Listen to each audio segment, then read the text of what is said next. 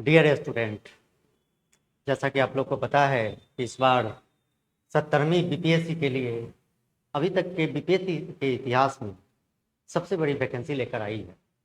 और ऐसा मुझे लगता है कि इस वैकेंसी को अगर आप नहीं पकड़ पाते हैं ढंग से, अगर इसमें रिजल्ट अपना सुनिश्चित नहीं कर पाते हैं तो आगे मुश्किल सा होगा। इसलिए मेरा मानना है कि जो भी अभी आपके पास समय बचा है 45 से 50 दिन, इस 45 से 50 दिनों में कैसे हम प्रीलिम्स को पास करें, एक बड़ा जटिल प्रश्न होता है। लोग सालों भर तैयारी करते हैं, कई सालों से तैयारी कर रहे हैं और प्रीलिम्स पास नहीं होता है। और कुछ ऐसे बच्चे भी होते हैं जो आते हैं, 1.5 महीना 2 महीना पढ़ते हैं और 2 महीना 1.5 महीना में ही वो प्रीलिम्स पास करके फाइनल तक सिलेक्शन लेकर चले जाते हैं। तो क्या कारण है कि जो 10 साल से तैयारी कर रहा है और 2 महीना 4 महीना 6 महीना पढ़कर भी तैयारी कर रिजल्ट लेकर चला जाता है? इसके पीछे मूलभूत कारण है रणनीति का। मूलभूत कारण है रणनीति। मूलभूत कारण है कि क्या पढ़ना है और क्या छोड़ना है। अभी हम लोग हाल में ही 2 दिनों के पश्चात यानी 23 सितंबर 2024 से एक न्यू टारगेट बैच 70वीं के लिए शुरू कर रहे हैं, प्रीलिम्स के लिए। ये जो बैच है ये बैच 45 से 50 दिनों तक की रहेगी।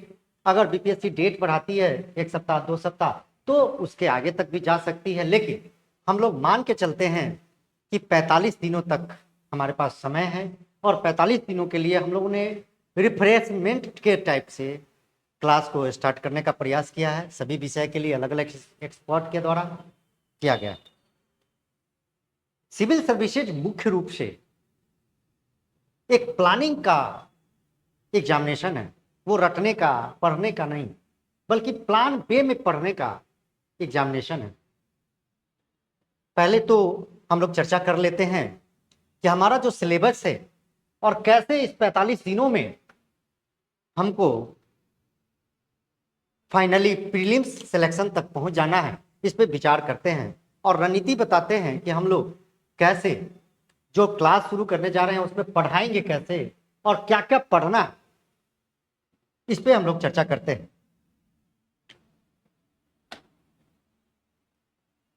देखिए, बीपीएससी का जो सिलेबस है बहुत आसान अब है। जब से निगेटिव कर दिया गया है तब से बहुत आसान कर दिया। इसको ध्यान से समझना है और ध्यान से समझकर इसको प्लान करना है। जो बीपीएससी है ये कई विषयों के स्तर पर एग्जामिनेशन लेती है। लगभग 10 सब्जेक्ट इसमें होता है। सबसे पहला हिस्ट्री, इसके बाद ज्योग्राफी, इसके बाद पॉलिटी, इसके बाद इकोनॉमिक्स, इसके बाद फिजिक्स, इसके बाद केमिस्ट्री, इसके बाद बायोलॉजी, इसके बाद करेंट, बिहार स्पेशल और लास्ट में होता है मैथ। 1 2 3 4 5 6 7 8 9 10 सब्जेक्ट होता है। ये 45 दिन जो आपके पास बचे हुए हैं, इस 45 दिनों में आप कितना भी प्रयास कर लेंगे तो आपका ये 10 सब्जेक्ट नहीं होता है, बिल्कुल नहीं हो पाए। वर्तमान में जो परीक्षा का पैटर्न है 150 प्रश्न पूछे जाते हैं। इस 150 प्रश्न में लड़का काट कर 92 नंबर ले आता है तो उसका प्रीलिम्स होना तय है, लगभग तय है। तो हमको कुल मिलाकर 58 क्वेश्चन छोड़ देना है, नहीं बनाना है, हमको इस पे दिमाग नहीं लगाना।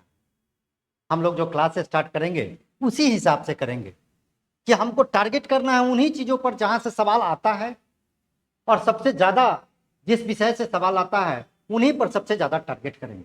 थोड़ा सा देख लेते हैं कि ये विषय पूर्व में जो परीक्षा ली गई है बीपीएससी के द्वारा कैसे कैसे पैटर्न है। अगर 69वीं का हम लेंगे, 69 में जो बीपीएससी पूछा गया है उससे अगर लेंगे तो उससे करीबन 38 प्रश्न पूछे गए हैं इतिहास से, 22 प्रश्न पूछे गए हैं ज्योग्राफी से, 12 प्रश्न पूछे गए हैं पॉलिटी से, 8 से 10 प्रश्न पूछे गए हैं इकोनॉमी से, 10 प्रश्न फिजिक्स से, 10 केमिस्ट्री से, 10 बायोलॉजी से, करेंट अफेयर से 30 प्रश्न, बिहार से 25 प्रश्न। इस 25 प्रश्न में हिस्ट्री भी जुड़ा हुआ है और मैथ से 10 प्रश्न पूछा हुआ है। यही पैटर्न है, लगभग इसी हिसाब से 69वीं हो, 68वीं हो और 70वीं जो आने वाली है, इसमें भी आपका एग्जामिनेशन में इसी प्रकार से आपके रहेंगे। अब गौर करना है कि हमको जो प्रीलिम्स करने हैं, इस प्रीलिम्स में हमको ये जो सारे विषय है, इस सारे विषय के सभी चैप्टर नहीं पढ़ने। हम लोग जो बैच स्टार्ट कर रहे हैं उसी ध्यान में रखकर कि जो हिस्ट्री है इसमें 100 चैप्टर है, 100 चैप्टर, लेकिन इसमें 20 से 25 चैप्टर ऐसा है जिससे ही सबसे 30 प्रश्न होते हैं, 30 प्रश्न होते हैं। तो हम लोग जो टारगेट करेंगे इस 30 प्रश्न पर टारगेट करेंगे, नहीं कि 8 जो बचता है उस पर, यानी 100 टॉपिक पर हम टारगेट नहीं करेंगे, हम टारगेट करेंगे 20 से 25 टॉपिक पर। इसीलिए 45 दिनों के अंदर में हम लोग आप लोग को सफलता तक पहुंचाने का प्रयास करेंगे। ज्योग्राफी में 22 क्वेश्चन पूछे जाते हैं। इस 22 क्वेश्चन में करीबन 40 से 50 टॉपिक होते हैं। इस 40 से 50 टॉपिक में हमको पढ़ना ज्यादा टॉपिक नहीं है, हमको पढ़ना है 15 टॉपिक ही पढ़ना है और 15 टॉपिक पर ही हम लोग टारगेट करेंगे। इसी हिसाब से अन्य विषयों में है और अन्य विषय में भी अगला वीडियो बना के हम लोग आप लोगों तक पहुंचाने का प्रयास करेंगे और रणनीति के हिसाब से करने का प्रयास करेंगे।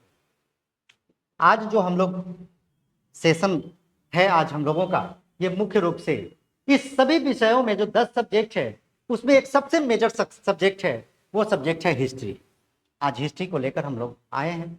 हिस्ट्री में प्राचीन भारत, मध्यकालीन भारत, आधुनिक भारत और इनके अलावा बिहार स्पेशल का भी इतिहास कहाँ कहाँ से पूछे जाते हैं सवाल, इस सवाल पर हम लोग आते हैं और धीरे धीरे एक एक विषय को लेकर हम लोग चर्चा करेंगे। और क्लास में अगर मिलते हैं तो क्लास में, नहीं तो बाहरी बच्चे हैं उनके लिए भी अलग से वीडियो बनाते हुए चले जाएंगे कि क्या क्या टॉपिक आपको पढ़ने हैं अभी इस 45 दिनों में, और पढ़ के जाइएगा तो 110 के आसपास आपके सवाल बनने का प्रयास में रहेगा अगर हम लोग टॉपिक जो चर्चा करेंगे इसके हिसाब से पढ़ेंगे। चलिए आते हैं, सबसे पहले जो इसका बीपीएससी का सबसे मेजर सेक्शन है वो है, मेजर सेक्शन है 38। और इस 38 में 3 प्रकार से सवाल हैं, ancient history, medieval, Bihar modern और बिहार स्पेशल। ये पिछले 2 वर्षों से, अगर 2 वर्षों का जो हम क्वेश्चन पेपर है उसके अगर परीक्षण करें तो हम गौर करेंगे कि एंशिएंट से सवाल 7 से 8 क्वेश्चन रह रहे हैं, मेडाइवल से 5 से 6 क्वेश्चन रहे हैं और मॉडर्न से करीब 18 से 20 क्वेश्चन रहे और बिहार स्पेशल से लगभग 8 प्रश्न रहे। इसी हिसाब से रेशियो इसी हिसाब से चलता रहा है, इसी हिसाब से किसी में कभी ज़्यादा कभी कम 1 2 3 का अंतर पड़ता हुआ चला जाएगा और इसी हिसाब से आपको पढ़ना। इसमें गौर करिएगा जो 38 प्रश्न हैं, अगर किसी भी बच्चों का इतिहास सेक्शन अगर बहुत मजबूत हो जाता है तो 90 प्रश्न हमको बनाने हैं और 90 में अगर हम 30 अगर सिर्फ इतिहास से लेते हैं यानी 1/3 33% तो हमको सिर्फ एक विषय पढ़ने के बाद आपका सिलेक्शन के लिए हो जाता है। आपके जो सिलेक्शन में मार्क्स आने चाहिए, सिर्फ एक विषय को आप बेहतर ढंग से तैयार करते हैं तब आपका सिर्फ इतिहास से ही इतना सेक्शन आता है। लेकिन जानना जरूरी ये है कि आखिर में इतिहास इतना बड़ा है सेक्शन, प्राचीन भारत, मध्यकालीन भारत, आधुनिक भारत, इतना सेक्शन है, आखिर हमको पढ़ना क्या है, कौन सा टॉपिक को हम टच करें, किस टॉपिक को हम पढ़े ताकि हमको डायरेक्ट प्रश्न आए। इसी पर हमको काम करने की आवश्यकता है। चलिए आज हम आगे करते हैं कि इतिहास में जो प्राचीन काल है और एक एक प्राचीन काल, मध्यकाल, आधुनिक काल और बिहार स्पेशल इसमें इंक्लूड करके हम एक एक टॉपिक आप लोगों को बताते रहेंगे और आप आज के बाद कल से जो क्लास ज्वाइन किए हैं या कर रहे हैं करेंगे 23 तारीख से, वो या बाहरी लोग हैं घर पे बैठकर भी अच्छे से तैयारी करें। तो कौन कौन से टॉपिक हमको महत्वपूर्ण रूप से पढ़ना है उस पे हम लोग चर्चा करते हैं। सबसे पहले आते हैं प्राचीन भारत। प्राचीन भारत, प्राचीन भारत से 7 प्रश्न पूछे जाते हैं, जिसमें सबसे पहला जो सेक्शन है वो है हड़प्पा सभ्यता। हड़प्पा सभ्यता, हड़प्पा सभ्यता। और हड़प्पा सभ्यता पढ़े तो ऐसा नहीं कि बहुत डिटेल में चले जाए, बहुत बीपीएससी बहुत अंदर से नहीं पूछती है, ये यूपीएससी की तरह नहीं है। वो पूछती है तो अपने दायरे में पूछती है, इसलिए हड़प्पा सभ्यता एक नॉर्मल कोई भी एक बेसिक बुक खास करके एनसीईआरटी वगैरह को आप फॉलो करें और एनसीईआरटी वगैरह को पढ़ें। एक तो है हड़प्पा सभ्यता। दूसरा चैप्टर इसका जब हम आएंगे तो है बौद्ध का, बौद्ध धर्म और जैन धर्म। आप देखेंगे लगभग बीपीएससी के प्रत्येक एग्जामिनेशन में इस दोनों से या तो सवाल रह रहे हैं, 2 सवाल, या कम से कम या तो बौद्ध धर्म से, जैसे 68वीं में बौद्ध धर्म से पूछ दिया, जैन धर्म से, दोनों में से दोनों से सवाल पूछे जा सकते हैं, 2 पूछे जा सकते हैं, 3 भी कभी कभी पूछा है। लेकिन इस बात का आप हमेशा अंदेशा रखेगा कि ये दोनों टॉपिक से 1, 2 या 3 सवाल आपके निश्चित रूप से रहेंगे ही रहेंगे। इसलिए आपको टारगेट करना है बौद्ध धर्म और जैन। तीसरा चैप्टर जब आते हैं तो मगध का उत्कर्ष, मगध का उत्कर्ष। और मगध के उत्कर्ष में ही 16 महाजनपद और इसके अलावा हर्यंक वंश और इसके बाद जो वंश है, एक मोटा मोटी आइडिया रखेंगे, बहुत ज्यादा है नहीं। आप आधा 1 घंटा में चाहेंगे तो इस चैप्टर को, आप चाहेंगे तो 1-1.5 घंटे में आप इस चैप्टर को कवर करने का प्रयास करेंगे। 4 नंबर पे आता है आपका मौर्य साम्राज्य। ये मेजर है, मौर्य साम्राज्य। मौर्य साम्राज्य, आप बीपीएससी एग्जाम देने जाएं और मौर्य साम्राज्य को बिना पढ़े जाएं, ये हो नहीं सकता। इसलिए मौर्य साम्राज्य को हर हाल में पढ़ लेना है। और इसमें जो सवाल पूछे जाते हैं 2 तरीके से ज्यादा करके, या तो कभी इंडिका से सवाल पूछे जाते हैं, मेगास्थनीज का इंडिका से, या चाणक्य के अर्थशास्त्र से पूछे जाते हैं, या पूछे जाएंगे आपको अशोक के अभिलेख से पूछे जाएंगे कि कितने नंबर अभिलेख में क्या है, या मौर्य प्रशासन से ज्यादा सवाल रहेंगे। इन्हीं सब सेक्शन से आपके ज्यादा करके सवाल आपके रहते हैं। तो बहुत ज्यादा नहीं जाना है हमको, मौर्य साम्राज्य में प्रशासन को देख लेना है अच्छे से। पन्याध्यक्ष किसको कहते हैं, लक्षणाध्यक्ष किसको कहते हैं, इस प्रकार से। इसके अलावा 13वां शिलालेख में क्या है, 5वां शिलालेख में क्या है, कौन शिलालेख कहाँ से मिला, कौन राज्य में मिला, इस तरह के सवाल आपके होते हैं और इस तरह के सवाल से आपको सवाल पूछे। इसके अलावा जब 5वां नंबर पर आएंगे तो मौर्योत्तर काल, और मौर्योत्तर काल में जब आएंगे तो मौर्योत्तर काल में बहुत नहीं पढ़ना। मौर्योत्तर काल, और मौर्योत्तर काल में कुषाण को मुख्यतः पढ़ेंगे। और कुषाण को जब पढ़ेंगे तो कुषाण के कालखंड में जो विद्वान थे, विद्वान के द्वारा रचनाएं कौन सी रची गई हैं, कौन कौन विद्वान थे, किन चीजों का विद्वान थे, एक्सपर्ट थे, ये सब आपको पढ़ना है। ये मुझे लगता है कि कुषाण आप पढ़ेंगे तो मुश्किल से 1 घंटा रखेगा। मैं याद दिलाना चाहता हूँ, अभी से जो आपके पास समय शेष बचे हुए हैं उसमें 1-1 घंटे का सवाल है। 1-1 घंटे में अगर आप 1 दिन पढ़ाई कर रहे हैं, आज से 45 दिन बचे हुए हैं या 50 दिन, आप 1 दिन पढ़ रहे हैं तो कम से कम 1 दिन में आप 1 से 2 सवाल के लिए पढ़ रहे हैं। इस बात को मान के चलना पड़ेगा। और यह तभी संभव होगा जब आपको पता होगा कि हमको कौन से विषय में कौन से टॉपिक पढ़ने हैं।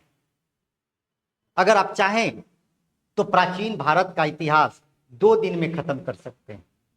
अगर आप टारगेट रखें तो 2 दिन में प्राचीन भारत का इतिहास खत्म कर सकते हैं।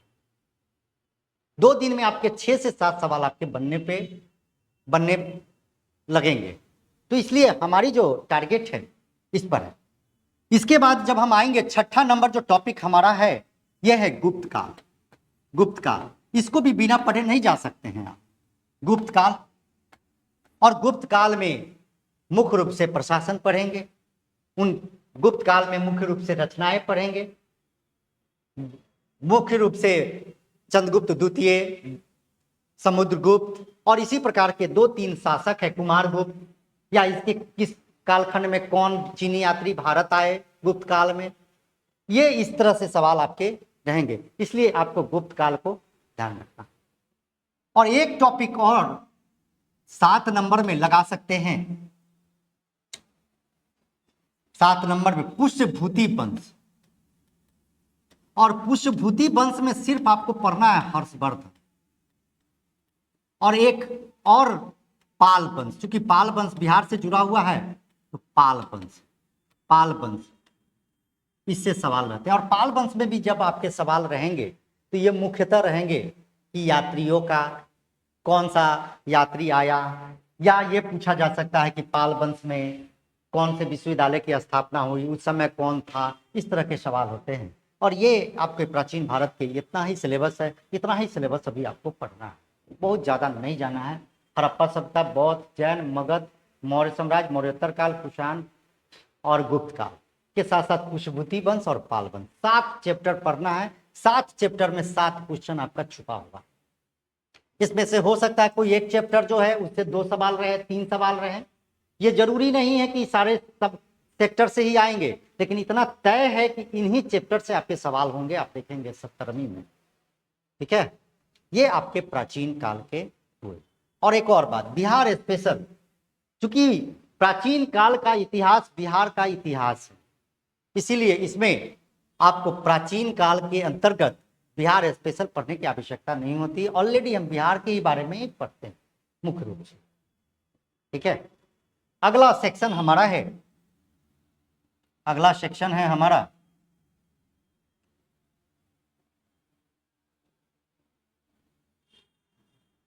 मेडाइवल।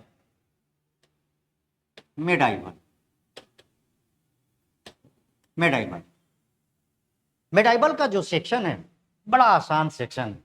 इसमें 2 ही चैप्टर हमको पढ़ने हैं, बस 2 ही चैप्टर। एक तो पहला नंबर पढ़ना है सल्तनत काल,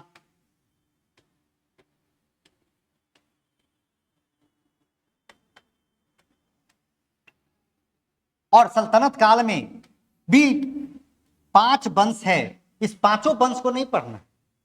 5 वंश में कुछ कुछ महत्वपूर्ण शासक है, उस शासक के बारे में अच्छे से पढ़ना है। सल्तनत काल में है जैसे इल्तुतमिश,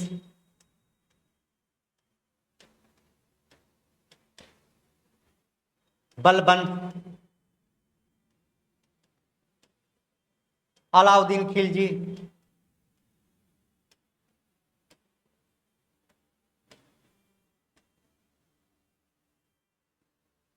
मोहम्मद बिन तुगलक,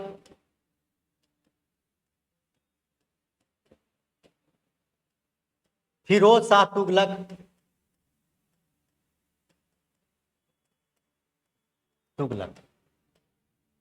ये यानी आप पढ़ के जब जाए तो इन शासकों का जो कार्यकाल रहा है, इनके द्वारा जो प्रयोग किए गए हैं, इनके द्वारा जो प्रशासनिक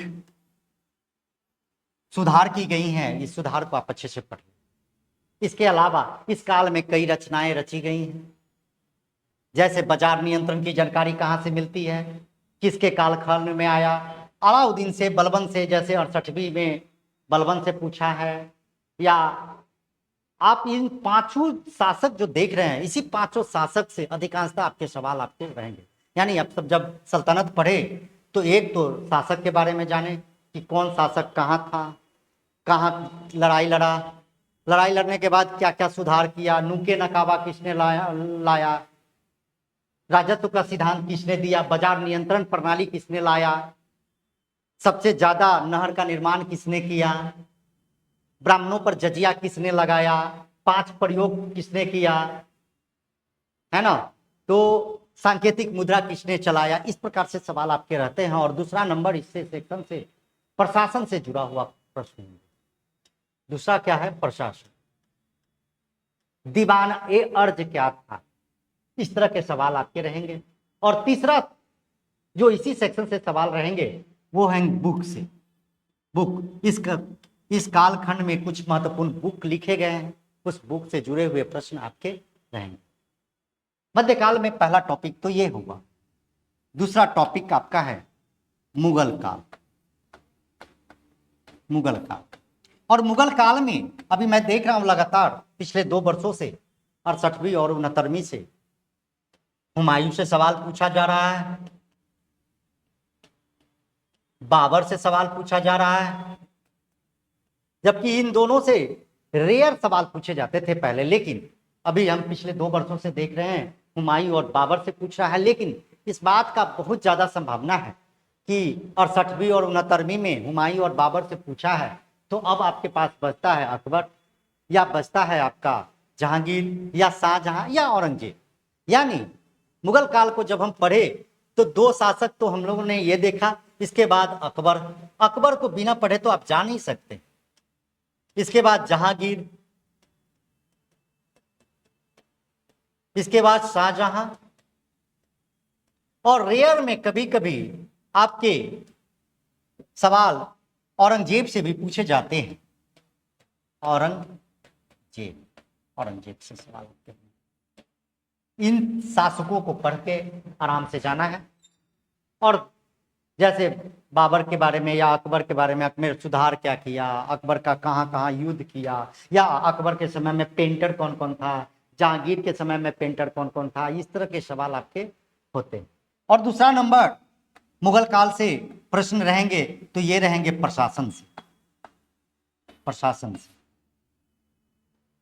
मनसबदारी व्यवस्था क्या था, इसमें क्या बातें थी, ये है। और तीसरा नंबर इसमें भी आपके जो प्रश्न होंगे वो होंगे आपके बुक से।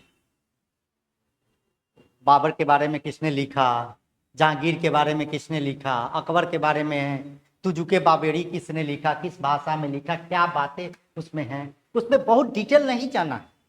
हम बार बार कह रहे हैं कि 150 प्रश्न है, इसमें से हमको लाना है 90 ही लाना है, तो हमको अभी 45 दिन 90 पे काम करना है, 150 पे नहीं काम करना। जो बच्चा वर्तमान में 150 के चक्कर में रहेगा उसका पीटी नहीं होगा, क्योंकि अभी आप कर भी नहीं पाएंगे। अभी आपको टारगेट करना है वैसे सेक्शन पे जहां से हर हाल में सवाल पूछे जाते हैं। और जब हमको लगे कि मैं आज एक चैप्टर पढ़ लिया हूं, मुगल पढ़ा हूं, इसका मतलब बीपीएससी में मुगल से 2 सवाल रहेंगे ही रहेंगे।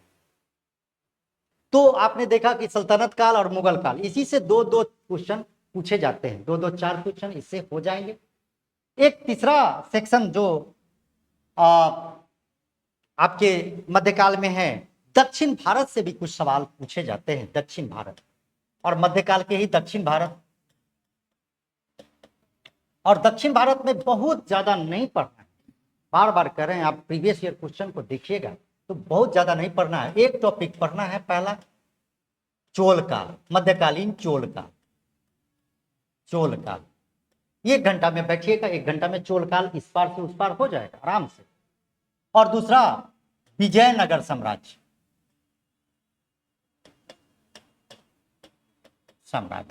और विजयनगर साम्राज्य में भी मुख्य रूप से अगर आप लेंगे तो कृष्णदेव राय को आप महत्वपूर्ण ढंग से पढ़ेंगे, नंबर 1।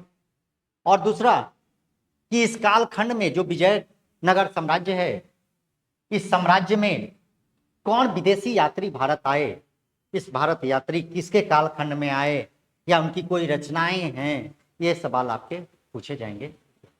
ये हो गया मध्यकाल। यानी हमने 7 टॉपिक प्राचीन काल में देखा, सल्तनत काल, मुगल काल 7, 8, 9 और 10, इसको दोनों को हम 10 काल 10 मानते हैं। 10 टॉपिक में आपका करीबन 14 से 15 क्वेश्चन छुपा हुआ, और आप चाहेंगे तो 2 से 3 दिन में, आप चाहेंगे तो 3 दिन 4 दिन के अंतराल में इसको कवर कर सकते हैं। हम लोग जब पढ़ाएंगे तो हम लोग टारगेट करेंगे इन्हीं सेक्शन पर। जब हमारा बैच नया स्टार्ट होगा परसों से, तो हम लोग टारगेट करेंगे वहां से जहां से सवाल पूछा जाता है। हम पूरे दुनिया जहान नहीं पढ़ाएंगे, पूरा इतिहास पढ़ाने के लिए नहीं है, मेरे पास सब समय नहीं है। हम बच्चे को 38 में 38 क्वेश्चन के लिए नहीं पढ़ाएंगे, हम बच्चे को 38 हिस्ट्री से पूछा जाता है उसमें 30 क्वेश्चन के लिए पढ़ाएंगे। एक और बात, मध्यकाल से जब हम मध्यकाल में आएंगे तो ये जो शासक है, ये शासक के द्वारा ही बिहार पर कब आक्रमण किया गया, इसी में जुड़ा हुआ होगा आपका। जब हम पढ़ाएंगे सल्तनत काल या मुगल काल, तो हम उसी समय उसी के साथ साथ बिहार स्पेशल भी पढ़ाते चले जाएंगे कि बिहार पर आक्रमण करने वाला पहला मुसलमान कौन है, अकबर ने कब आक्रमण किया, अकबर पहला व्यक्ति किसके नियुक्त किया बिहार का, सूबेदार किसे बनाया। इस तरह के सवाल जो भी पूछे रहेंगे। और एक और एक्स्ट्रा मध्यकाल में कर्नाट वंश पढ़ लीजिएगा, बस आधा घंटा है, आधा घंटा का वो टॉपिक है, आधा घंटा में कर्नाट वंश पढ़ लीजिएगा, मिथिला का कर्नाट वंश। इससे पता ना बीपीएससी का क्या लगाव है, अक्सर लगभग हर बार इससे सवाल होता है, हर बार। इसलिए एक कर्नाट वंश आपको बहुत ज्यादा लोड लेके नहीं करना है, बीपीएससी लोड लेने के लिए नहीं करती है। वो हमको बता दिए कि भाई अब आपको कम पढ़ना है, आपको पढ़ना कम है, आपको 30-40% सिलेबस कवर करके आ जाइए और बढ़िया से कवर करके आइए, क्योंकि सफलता के लिए अब ज्यादा पढ़ना जरूरी नहीं है। एक ही चैप्टर पढ़े, बार बार पढ़े, उसको बहुत अच्छे से पढ़े, ताकि एग्जामिनेशन हॉल में आप कंफ्यूज ना हो और आपका निगेटिव ना जाए। क्योंकि जो व्यक्ति निगेटिव पर कंट्रोल नहीं करेगा सिलेक्शन से वंचित रहेगा, चाहे वो कितना भी अच्छा स्टूडेंट है। ये मेरी बात को हमेशा याद रखिएगा। आप देखे होंगे 1969 में एग्जामिनेशन में बहुत अच्छे अच्छे स्टूडेंट छट गए हैं। क्यों? उनकी जानकारी बहुत अच्छी थी, लेकिन अपने हाथ कलम को रोक नहीं पाया। उनको लग रहा था ये भी जान रहे हैं, वो भी जान रहे हैं। नहीं, जो कॉन्सेप्ट जो क्लियर जान रहे हैं 100% उसी को बनाइए, तो ये आपका मेडाइबल क्लियर हो गया। अब आते हैं आधुनिक काल है, बड़ा चैलेंजेस है। आधुनिक काल से सवाल लगभग 20 से 22 प्रश्न होते हैं, 22 से 23 प्रश्न होते हैं। और हमारा जो सेशन शुरू होगा वो इसी आधार पर होगा। 20 से 22 प्रश्न होते हैं आपको, और ये मेजर सेक्शन है। और इसको थोड़ा सा प्रयास करिएगा इतिहास के मॉडर्न को, तो आपको बहुत इजी वे में याद भी होगा और बहुत अच्छा से आप आएंगे तो देखेंगे कि बहुत जल्दी से आप कवर कर लिए हैं। और ये मेजर सेक्शन, तो इस पे आते हैं। मॉडर्न, मॉडर्न एक तरह से कहे कि जितने 10 विषय है वो सब एक तरफ, मॉडर्न हिस्ट्री एक तरफ। आप इसको बिना पढ़े, मैं एक बार बार बार बताता हूं कि इतिहास ऐसा सेक्शन है। आप कभी देखिएगा मेंस में इंजीनियरिंग वाले लड़के क्यों आ रहे हैं ज्यादा, उसका एक बड़ा कारण है। 69 में मैंने देखा कि जो इंजीनियरिंग के लड़के हैं वो 72 नंबर का जो स्टेटिक्स है वो 100% बना के आ जाता। अब 72 नंबर ले आता, और इधर आर्ट्स वाले जो है लड़के वो 36 नंबर 40 नंबर लाते हैं। यानी आपको समझिए 30 से 35 नंबर तो वो सिर्फ आसानी से खो देते हैं। तो उसका सिलेक्शन इसलिए नहीं हो पाता। यही कारण है कि रणनीति नहीं बनाने की वजह से। तो मॉडर्न में आते हैं कि मॉडर्न में जब हम पढ़ेंगे तो पहला टॉपिक क्या पढ़ेंगे, क्योंकि मॉडर्न में बड़ा इंपॉर्टेंट चीजें है। सबसे पहले यूरोपियन का आगमन, आपका चैप्टर है यूरोपियन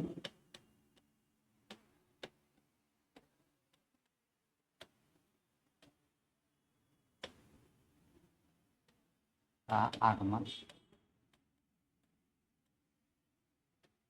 दूसरा गवर्नर जनरल,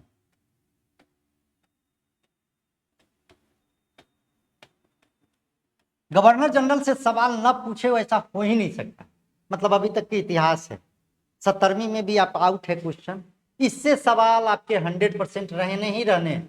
और इससे सवाल कई बार हमने देखा है 4, 5 और कई बार तो 6 सवाल पूछे गए, आप देखेंगे। और इस बार भी आपके सवाल रहेंगे, कितने रहेंगे ये तो मैं नहीं बता सकता, लेकिन इस बात का दावा कर सकता हूं कि इससे सवाल आपके रहेंगे ही रहेंगे। तीसरा नंबर सेक्शन हमारा है अर्थव्यवस्था, ब्रिटिश काल में व्यवस्था। और इस व्यवस्था के अंतर्गत 3 ही व्यवस्था हमारा है, अस्थाई बंदोबस्त,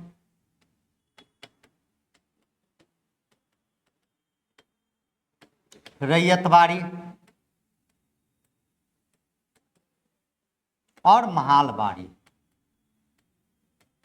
वाड़ी व्यवस्था। इन तीनों व्यवस्था को आप पढ़ के जाइए कि निम्न में से कौन सी व्यवस्था कहाँ लागू थी, या ये व्यवस्था किसने लागू किया, या इस व्यवस्था में क्या क्या प्रावधान किए गए थे, ये सब चीज।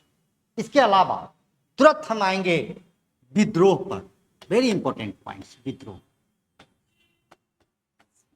67 तक आप देखते होंगे, 67 तक विद्रोह से 3 से 4 सवाल होते थे।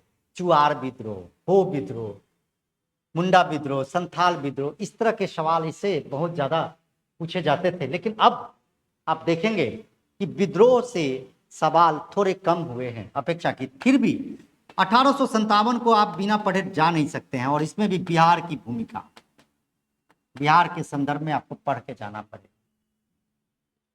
कि जिस समय 1857 की विद्रोह हुआ, पटना के कलेक्टर कौन थे, पटना सिटी में कौन नेतृत्व किया, बिहार का नेतृत्व किसने किया, कब मारे गए, इस तरह के सवाल आपके होंगे। और दूसरा अन्य विद्रोह, और अन्य विद्रोह में 2 विद्रोह और अच्छे से पढ़ लेना है हमको।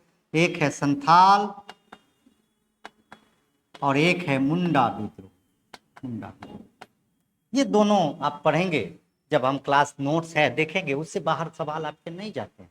आप देख लेंगे क्लास नोट्स जो रहेंगे, उससे बाहर आप सवाल जा ही नहीं सकता, क्योंकि एनसीईआरटी और हम लोगों का जो नोट्स है वो एनसीईआरटी और कई किताबों का एक संकलन है, तो बहुत आसानी से आपको इस तरह से आपको मिलेंगे। 5वां नंबर चैप्टर आपका जो होगा वो होगा शिक्षा का विकास। शिक्षा का विकास, और शिक्षा के विकास में 1813 से शुरू होगा और 1947 तक जाएगा। गुड डिस्पैच और इस तरह के जो चीजें आएंगी वो। इसके अलावा 6ठा नंबर में पत्र पत्रिका, अल हिलाल किसने शुरू, किसने चलाया, न्यू इंडिया किसने चलाया, इस तरह के सवाल आपके रहते हैं। पत्र पत्रिका और पुस्तक, कुछ पुस्तक इंपॉर्टेंट्स हैं, कुछ पुस्तक इस काल के बहुत इंपॉर्टेंट हैं, कुछ पुस्तक को आपको पढ़ने पड़ेंगे। अगला जो सेक्शन है हमारा धार्मिक और सामाजिक सुधार आंदोलन।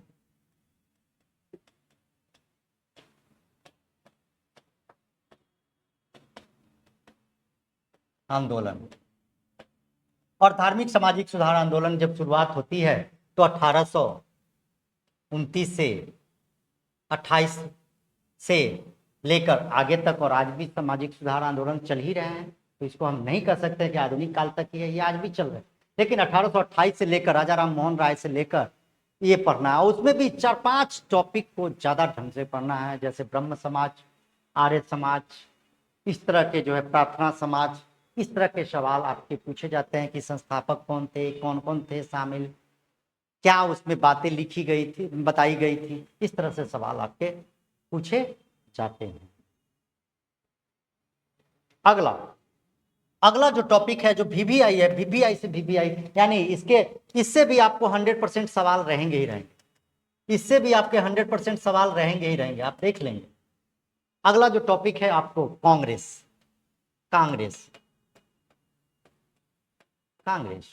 और कांग्रेस की स्थापना 1885, और 1885 के बाद जो महत्वपूर्ण जो सम्मेलन हुए हैं, लाहौर सम्मेलन या इससे पहले और जाए कलकत्ता सम्मेलन, या पहला कहाँ हुआ, कौन अध्यक्षता किया, क्या बातें की गई, पहला मुस्लिम कौन थे, पहला महिला कौन अध्यक्षता थी, कौन भारतीय महिला की थी, इस तरह के सवाल आपके ज्यादा करके पूछे जाते हैं। और इसी तरह के सवाल आपके कांग्रेस रहेंगे। कांग्रेस से भी आपके 100% सवाल रहने ही रहने, नहीं रहने का कोई सवाल नहीं है। अगला जो चैप्टर हमारा 9वां नंबर है क्रांतिकारी आंदोलन।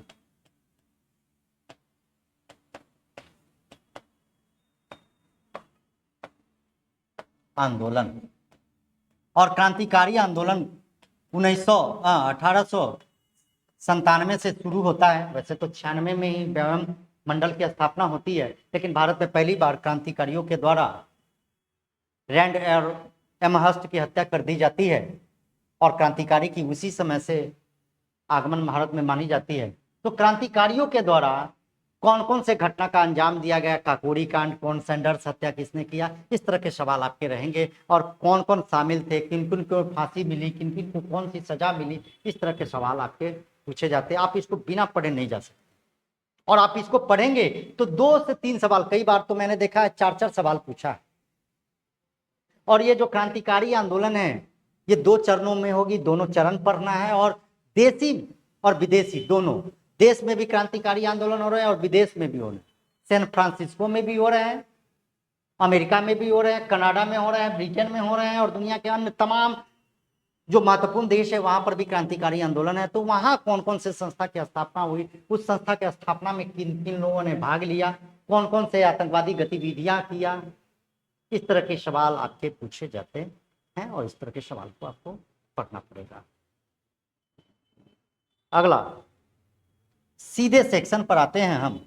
अगला सेक्शन आते हैं, भारत में फूट डालो और राज करो की जो नीति है, और वास्तविक में भारत में आंदोलन की शुरुआत अगर देखते हैं तो 1905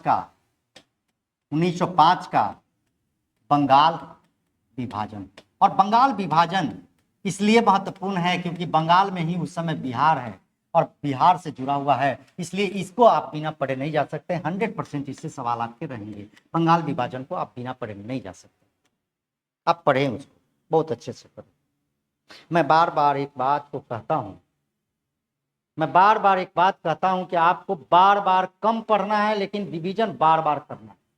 रिवीजन रिवीजन रिवीजन और रिवीजन, क्योंकि ज्यादा नहीं बनाना है आपको, ज्यादा नहीं बनाना है आपको, बनाना है 100,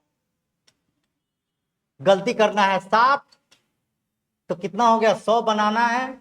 अगर 100, एक उदाहरण, वैसे तो आप बनाएंगे 120 तक, एक उदाहरण हम बता रहे हैं कि 100 बनाना है, 7 गलती करना है, तो 7 गलती करेंगे तो बच जाएगा हमारा 93।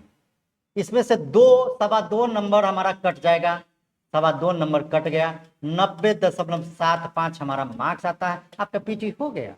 आपको 50 नंबर तो बनाना भी नहीं है, तो हम इस पर टाइम क्यों दें, हमारे पास टाइम थोड़ा ही है, सालों भर नहीं है टाइम, हम तो इस पर काम करना। लेकिन इसके लिए जरूरी है 100 के लिए, क्योंकि मुझे टारगेट पता होना चाहिए हमको कौन से चैप्टर पढ़ने हैं। हर विषय का, हम लोग सभी विषय का अलग अलग, जिस तरह से इतिहास को हम लोग डिफाइन कर रहे हैं विषय के स्तर पर, हर विषय को डिफाइन करते हुए चलेंगे कि कौन कौन से चैप्टर है आपके लिए महत्वपूर्ण। ठीक है, अगला टॉपिक हम आते हैं, 10वां नंबर टॉपिक में है 1909 में मार्ले मिंटो सुधार आया था। बहुत छोटा सा चैप्टर है। अच्छा, ये जो चैप्टर आप देख रहे हैं बंगाल विभाजन तो थोड़ा सा बड़ा है, लेकिन मार्ले मिंटो सुधार ये तो बहुत आसान चैप्टर है, बहुत आसान चैप्टर है। आपको आधा घंटा पढ़ेंगे, मार्लो मिंटो सुधार खत्म, मार्लो मिंटो सुधार अधिनियम। इसके बाद आपको है 1911 में दिल्ली दरबार, 1911 का दिल्ली दरबार। और दिल्ली दरबार में बहुत होता नहीं है, वही जो बंगाल विभाजन है रद्द होता है और बिहार बंगाल से अलग होता है, और कुछ कुछ दिल्ली राजधानी ट्रांसफर होती है, और यही कुछ बातें उसमें लिखी गई हैं। दिल्ली दरबार, दिल्ली दरबार। इसके बाद तुरंत पहुंचते हैं हम, तो गांधी जी का भारत में आगमन हो जाता है। और भारत में गांधी जी का जब से आगमन होता है तो वास्तविक में आधुनिक भारत का इतिहास होता है, और सबसे ज्यादा सवाल आपके यहीं से होते हैं, सबसे ज्यादा सवाल यहीं से आपके होंगे। और इससे पहले 1916 में आपके 2 घटनाक्रम है, दोनों घटनाक्रम को हमको 1916 का पढ़ लेना है अच्छे से। एक तो है लखनऊ अधिवेशन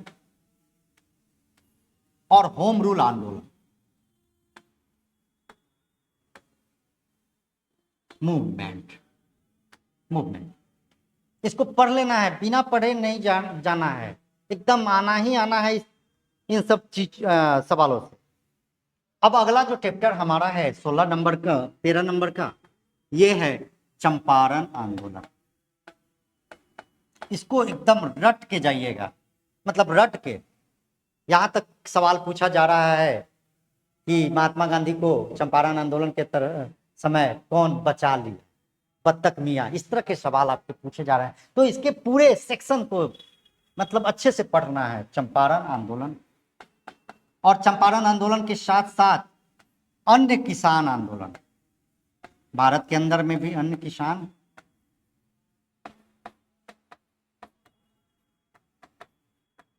खेरा हो गया, बारदोली हो गया, नाई धोबी बंद हो गया, एका हो गया।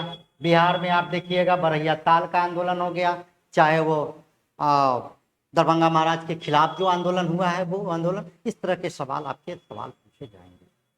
और इसी के साथ आपको ध्यान रखना है किसान आंदोलन के समय ही सहजानंद सरस्वती की भूमिका जरूर पढ़ना, सहजानंद सरस्वती की। तो ये हो गया 13 नंबर, पानी थोड़ा सा। 14 नंबर, 14 नंबर में गांधी युग।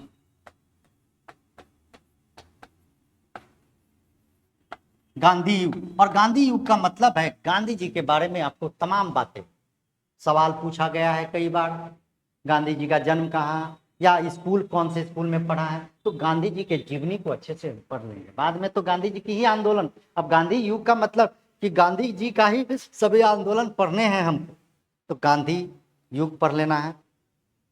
इसके अलावा जब अगला चैप्टर हम आएंगे,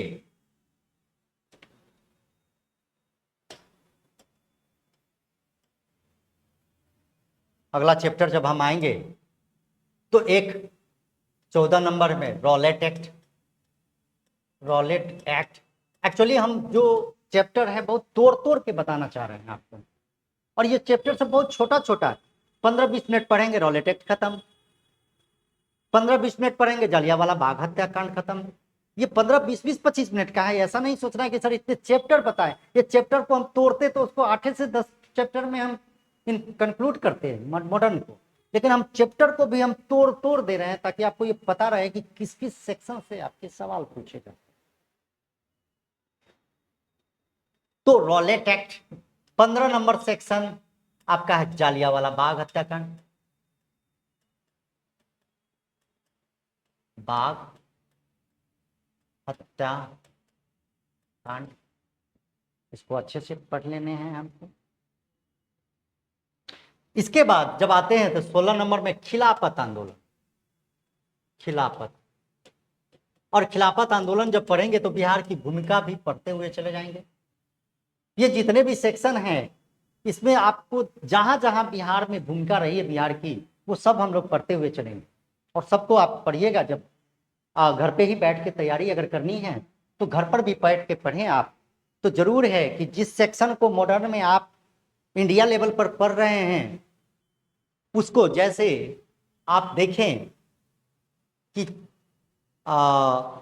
यहाँ खिलाफत आंदोलन ये इंडिया लेवल पर आप पढ़ेंगे, लेकिन उसको बिहार वाला भी निकाल के आप पढ़ते हुए चलेगा, है ना। इसके अगला चैप्टर है जो VVI है, यहां से सवाल आपको 100% रहने हैं, ये है असहयोग आंदोलन।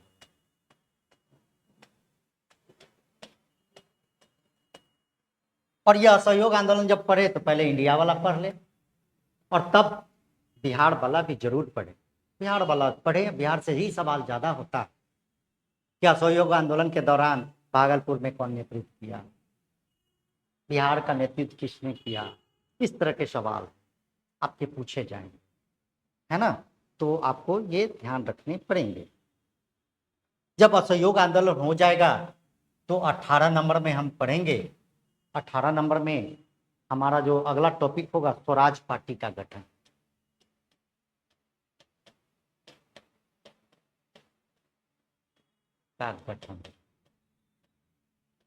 और ये 1923 में होगा, और इसमें कौन इसके इस पार्टी के गठन में योगदान दिए, कौन कौन शामिल थे, क्या क्या इन्होंने किया, बस ये मुझे लगता है कि 15 मिनट पढ़ेंगे तो 15 मिनट में ये टॉपिक खत्म, आप देखेंगे। इसलिए आपको ज्यादा जटिल नहीं लेना है कि सर इतने टॉपिक्स आप बता रहे हैं, इतने टॉपिक में तो हम ये सभी टॉपिक 1905 वाला जो बंगाल विभाजन है ये 2 घंटे लग सकते हैं, बट मान लो मीट्रो सुधार अधिनियम पढ़ेंगे तो वो आधा घंटा से ज्यादा नहीं है।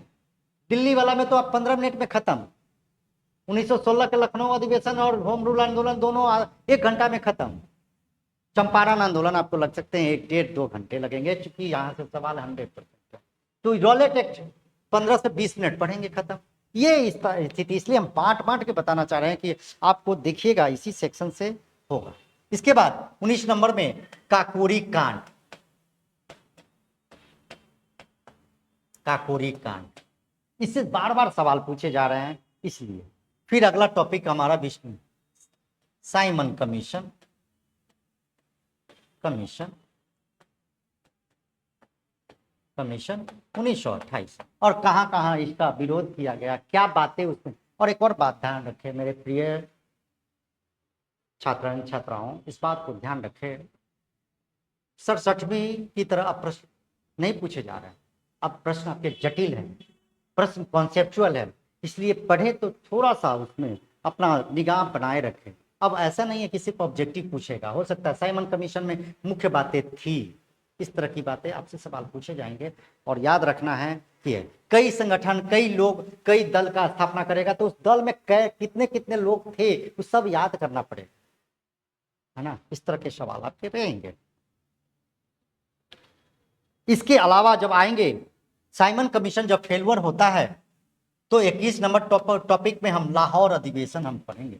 और लाहौर अधिवेशन ये आधे घंटे का अधिवेशन है। अधिवेशन तो 3 दिनों का है, लेकिन आप जब पढ़ेंगे तो आधे घंटे में आपके क्लियर हो जाएंगे। लाहौर अधिवेशन 1929, और यहाँ बहुत घटनाक्रम बनेगी, भारत पूर्ण स्वराज की बात करेगा और झंडा फहराने की बात होगी, उसमें आप पढ़ेंगे तो आराम से इसको समझ में आएगा। जब लाहौर अधिवेशन होगा और इसी में इस बात का तय माना जाएगा कि हमको सविनय अवज्ञा आंदोलन करने हैं, तो अगला चैप्टर के रूप में 22 नंबर चैप्टर के रूप में नमक आंदोलन को लेंगे। और नमक आंदोलन आपके 2 घंटे का क्लास होगा। 2 घंटे का, ये आप घर पे पढ़ते हैं तो 3 घंटा लग सकता है, और यहाँ क्लास में भी इस तरह के नमक आंदोलन, इसको पढ़ना ही पढ़ना है। 1930 मतलब नमक आंदोलन को जब पढ़ें तो अच्छे से पढ़े। ये मान के चले कि आपके एग्जामिनेशन में 2 सवाल इससे रहेंगे। एक भारत से संबंधित हो सकता है, 78 व्यक्तियों के साथ लेकर वो चल रहे हैं, साबरमती से दांडी की यात्रा कर रहे हैं, कितने किलोमीटर की यात्रा कर रहे हैं, कितने लोग हैं, बिहार के कौन लोग शामिल थे वहां, कारण क्या था, बिहार में इसका नेतृत्व कौन कर रहा है, भारत में नेतृत्व कौन कर रहा है, और इसी प्रकार के कुछ पहलुओं पर आप चर्चा करते हुए पढ़ेंगे उसको। 1902 का नमक आंदोलन। नमक आंदोलन होगा उसी बीच में। नमक आंदोलन यानी इसी को हम बोलते हैं सविनय अवज्ञा आंदोलन। सविनय अवज्ञा यानी विनय के साथ रिक्वेस्टली हम आपसे निवेदन करते हैं कि आपकी जो काम है हम उसको नहीं मानें। सविनय अवज्ञा, सविनय अवज्ञा को रोकने के लिए अंग्रेज सरकार के द्वारा गांधी जी के साथ साथ इरविन के बीच समझौता करवाएगा।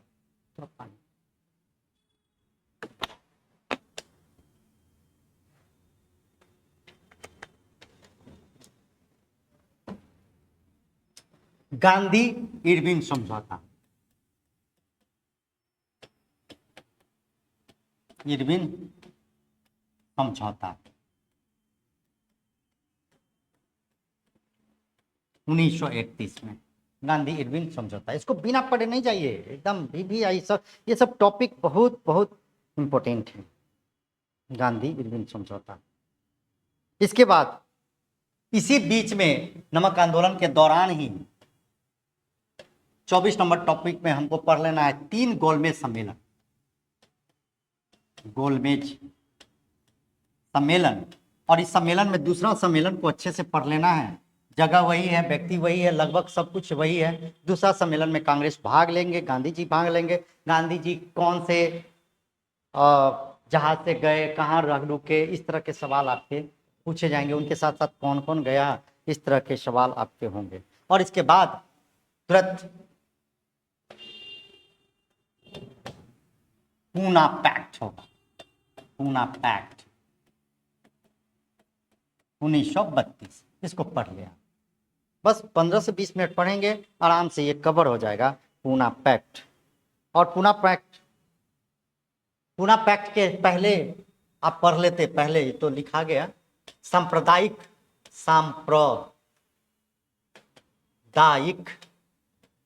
पंचाट, इससे पहले आया सांप्रदायिक पंचाट। ये सांप्रदायिक पंचाट आपको पढ़ने पड़ेंगे।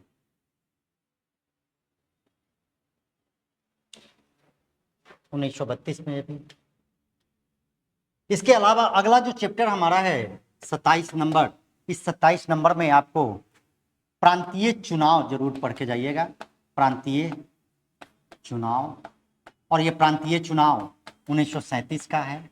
और बिहार को स्पेशली पढ़ के जाइएगा कि बिहार में पहला मुख्यमंत्री कौन बना, या प्रधानमंत्री बोलते थे उस समय, या पहला कांग्रेसी मुख्यमंत्री कौन बना। इस तरह के सवाल आपके होंगे और इस तरह से आपको पढ़ के जाना है। ये भी छोटा छोटा टॉपिक। इसके अलावा जब हम आगे बढ़ते हैं 28वां नंबर टॉपिक, तो पाकिस्तान की मांग, मुस्लिम लीग के द्वारा पाकिस्तान की मांग, इसको पढ़ लीजिएगा, इंपॉर्टेंट है, यहां से सवाल आपके होते।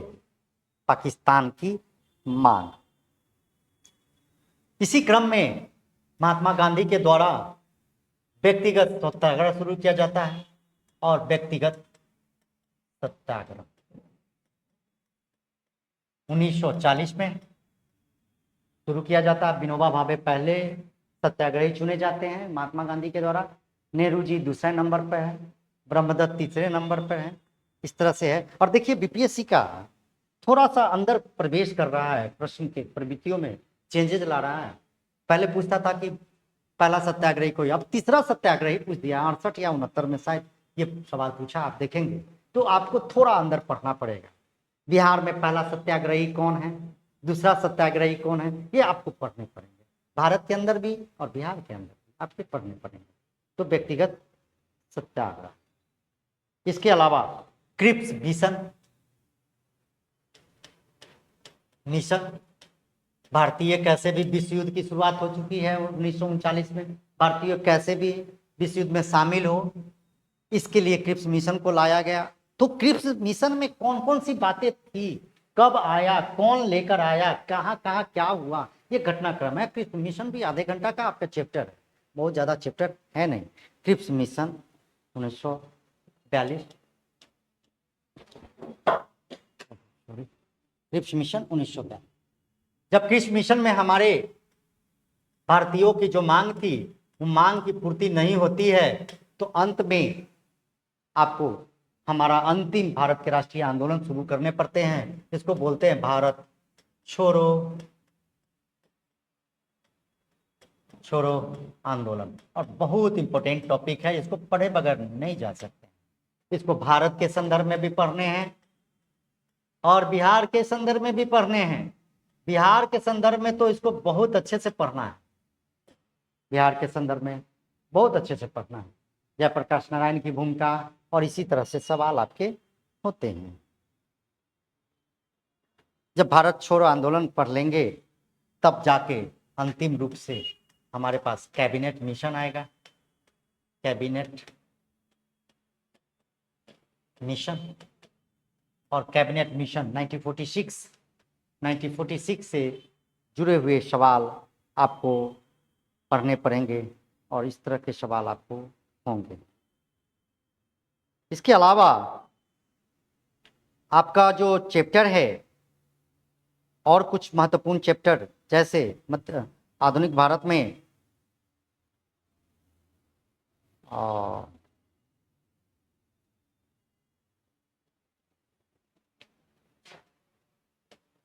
संविधान का निर्माण,